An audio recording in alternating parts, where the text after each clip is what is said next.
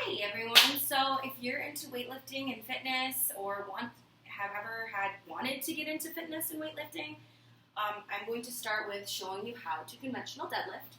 So this is an Olympic bar. It's super important to know that it weighs about 45 pounds. And if you are not taught properly and safely and don't know some of the tips and tricks, it's super easy to get hurt. But if you do know how to safely do it, then it can be really fun.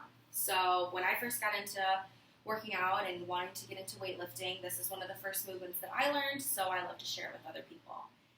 So the first thing you want to know is your body stance, what you want to be wearing. First of all, your shoes should be platform, which means flat. You want as much grippage, and with shoes that have heels to them, they more so tend to lean you forward or backwards, and that's just not something that you want.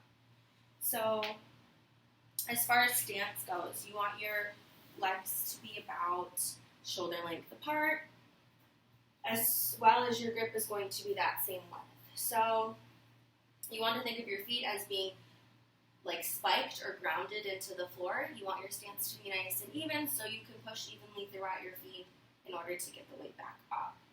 So if 45 pounds is too light for you to start, or you think that you could pull more, they have too much plates that I have on display here for you to gradually add weight, and you can kind of track your progression and see how you move up from there. So there's knurling on this Olympic bar, and where the knurling is kind of an indication of where your hand grip should be. So right when the knurling meets the smooth part of the bar is where you want your thumb to kind of start.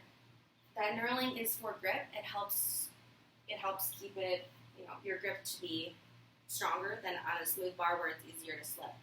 And that's not what you want. So a couple of important things is you want to make sure that your core is engaged and tight, which means flexed throughout. And you want to make sure that your back and your spine to your neck is all neutral. It's straight, you're not bending, you're not slouched forward, and as well as not hyperextending this way. So for this movement, it is not necessarily an upper body movement. Your arms are just there to hold the bar in place for your legs and back, but to do the work.